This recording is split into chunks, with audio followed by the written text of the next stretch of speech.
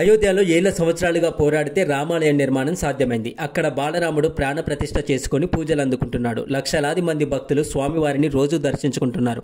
Varanasi court తీర్పు ఇస్తే జ్ఞానవాపి మసీదులో పూజలు మొదలయ్యాయి. రేపో మాపో అక్కడి కాశీ విశ్వనాథుడు వెలుగులోకి వస్తాడు. ఒకవేళ కోర్టు అనుకూలంగా తీర్పు ఇస్తే మాత్రం అక్కడ కూడా స్వామివారికి దేవాలయం ఏర్పాటవుతుంది.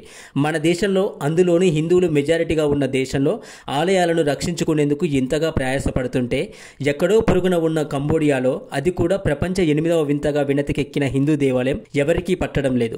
పైగా ఇన్ని రోజులు ముస్లింలు, క్రిస్టియన్ల చేతిలో ధ్వంసమైన ఆలయాలు తాజాగా బౌద్ధుల చేతిలోనూ ధ్వంసానికి గురవుతున్నాయి.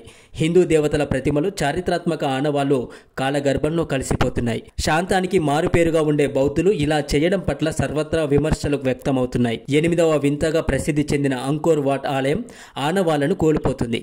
సామాన్య శకం 900 సంవత్సరంలో తమిళ రాజు సూర్యవర్మన్ ఈ ఆలయాన్ని నిర్మించారని తెలుస్తుంది. అనంత పద్మనాభ స్వామి ఎలా అయితే ఉంటారో ఈ అంకోర్ వాట్ ఆలయంలో విష్ణుమూర్తి కూడా అలానే ఉంటారు.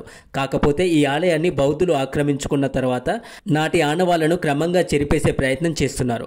ఆలయ నిర్వహణ సరిగా లేకపోవడంతో ఎక్కడికక్కడ కళావిహీనంగా కనిపిస్తుంది. అంతేకాదు, ఆలయంలో బౌద్ధ మతానికి చెందిన దేవుళ్ల విగ్రహాలను ప్రతిష్ఠించారు. ఆ దేవుళ్లకు పందితలను నైవేద్యంగా సమర్పిస్తున్నారు. హిందూ ఆచారాల ప్రకారం పూజలు జరిపిస్తున్నప్పటికీ ఎక్కడికక్కడ బౌద్ధుల సంస్కృతి విలసిల్లే విధంగా మార్పులు చేస్తున్నారు. ఈ అంకోర్ వాట్ ఆలయం చాలా విస్తారంగా ఉంటుంది. ప్రధాన ద్వారం, ప్రధాన ఆలయం, ఇతర ఉపాలయాలు నాటి సంస్కృతికి నిలువెత్తు నిదర్శనంగా కనిపిస్తాయి.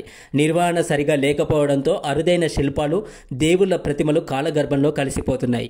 పర్యాటకులు భారీగా వస్తున్నప్పటికీ వారి ద్వారా వచ్చే ఆదాయంపై దృష్టి సారించిన కంబోడియా ప్రభుత్వం ఆలయ నిర్వహణపై ఏమాత్రం శ్రద్ధ చూపించడం లేదు. పైగా బౌద్ధ మతానికి ప్రాధాన్యమిస్తోంది. శ్రీ మహావిష్ణువుకు పాన్పులాగా ఉండే ఆదిశేషు, ఇతర విగ్రహాలు కళావిహీనంగా కనిపిస్తున్నాయి. వందల ఎకరాల్లో విస్తరించిన ఈ ఆలయాన్ని పరీక్షించాలంటే కోట్లలో నిధులు కావాలి. అన్ని నిధులు కంబోడియా వద్ద లేవు.